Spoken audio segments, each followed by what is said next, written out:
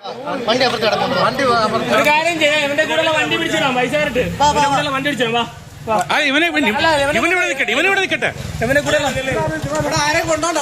അല്ല, ഇവന്റെ കൂടെ വണ്ടി എടുത്തിടാ. നിങ്ങൾ എന്നാ ചെയ്യുന്ന ജോലി എന്താണ്? ജോലി എന്ന് പറഞ്ഞാൽ ഞാൻ വയറിങ്ങിന്റെ പണി. പിന്നെ ഇവര് നിങ്ങളാണ് ഷോട്ട് കൊടുത്തത്? അല്ലെന്ന് ഇവര് ഞങ്ങൾ വന്നപ്പോൾ തന്നെ അവിടെ ഈ ഒരു വയറ് താഴെ കിടപ്പുണ്ടായിരുന്നു. ഇതേ പറ്റി കറണ്ട് ഉണ്ടായിരുന്നു, നമ്മൾ ആരും അറിഞ്ഞില്ല. ഈ മരുന്നെല്ലാം എടുത്തപ്പോൾ വെയിലത്തോട്ട് ഇട്ട് കഴിഞ്ഞപ്പോൾ ഇത് എങ്ങനെ പാക്കിങ് ആയിട്ട് ഈ മരുന്ന് കയറി. കുഴപ്പമില്ല, പോലീസുകാരൻ പറയുന്നത് കഥ ഇവിടെ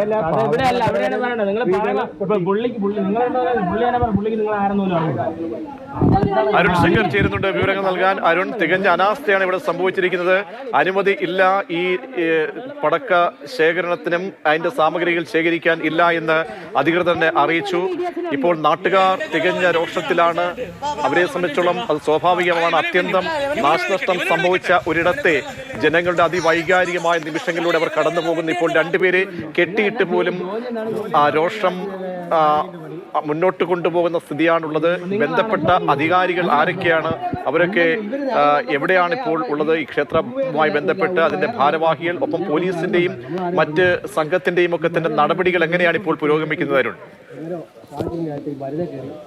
ഇതേപോലെ ചുഴക്കാറുണ്ടായ സ്ഫോടനം കൃത്യവിലവ് ഉണ്ടായെന്നുള്ള കാര്യം വ്യക്തമായിരിക്കുകയാണ്. കളക്ടർ തന്നെ ഇപ്പോൾ വ്യക്തമാക്കിയിരിക്കുന്നത് ഇവിടെ പടക്കം ശേഖരിക്കുന്നതിനോ നിർമ്മിക്കുന്നതിനുള്ള ലൈസൻസ് ഇല്ല എന്നുള്ളതാണ്. ഇത്രയും ആളുകൾ തിങ്ങിപ്പാർക്കുന്ന, ജനങ്ങൾ തിങ്ങിപ്പാർക്കുന്ന ഒരു മേഖലയിൽ ഇങ്ങനെ പടക്കം സൂക്ഷിക്കുന്നതിന് ഒരു കാരണവശാലും അധികൃതർ അനുമതി കൊടുക്കില്ല എന്നുള്ള കാര്യം ഉറപ്പാണ്. പക്ഷേ അനുമതി ലഭിച്ചില്ലെങ്കിൽ പോലും ഈ ക്ഷേത്ര ഭരണാധികാരികൾ ഇവിടെ പടക്കം സൂക്ഷിക്കുകയുണ്ടായത്. അതാണ് ഇങ്ങനെ വലിയൊരു സ്ഫോടനത്തിലേക്ക് പോവുകയും ഒരാളുടെ ജീവൻ എടുക്കുകയും ചെയ്തു. നിരവധി പേർക്ക് പരിക്കേൽക്കുകയും ചെയ്തിട്ടുണ്ട്.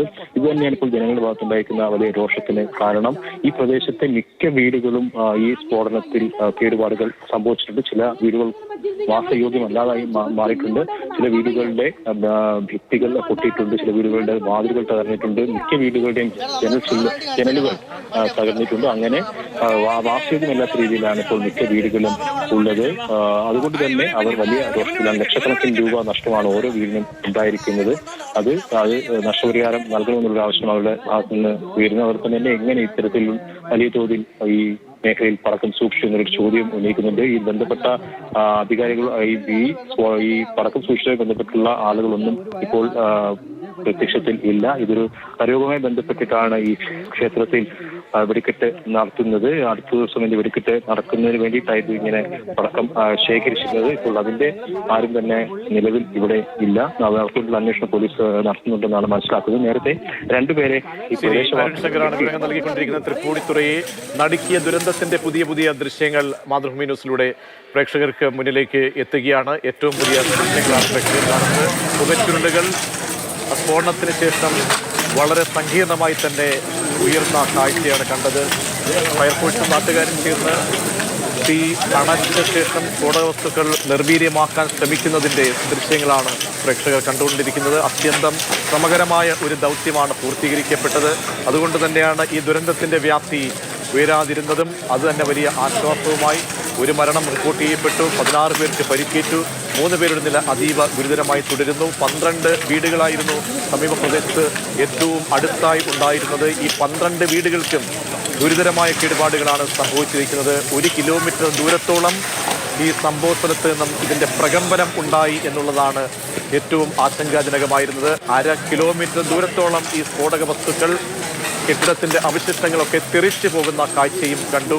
നിരവധി കെട്ടിടങ്ങളും വ്യാപാര സ്ഥാപനങ്ങളുമൊക്കെ ഉള്ള ഒരു പ്രദേശം കൂടിയായിരുന്നു ഇത്. പുതിയകാവ് ക്ഷേത്രോത്സവവുമായി ബന്ധപ്പെട്ട് പൊട്ടിക്കാൻ വേണ്ടിയാണ് സ്ഫോടക വസ്തുക്കൾ ശേഖരിച്ചിരുന്നത്. ആ സ്ഫോടക വസ്തുക്കൾ ശേഖരിച്ച സ്ഥലത്തിനോ അതുമായി ബന്ധപ്പെട്ടോ ഒരു അനുമതിയും നൽകിയിരുന്നില്ല എന്നാണ് ജില്ലാ കളക്ടർ നൽകിയിരുന്നത്. അത്യന്തം ലാഘവത്തോടുകൂടി അനാസ്ഥയോടുകൂടിയാണ് ഈ കാര്യങ്ങൾ കൈകാര്യം ചെയ്തത്. അതുകൊണ്ട് തന്നെ ഈ ദുരന്തത്തിന് ശേഷം ജനങ്ങൾ വളരെ രോഷാകുലരായി അവർ മുന്നോട്ട് പോകുന്ന കാഴ്ചയും കണ്ടു.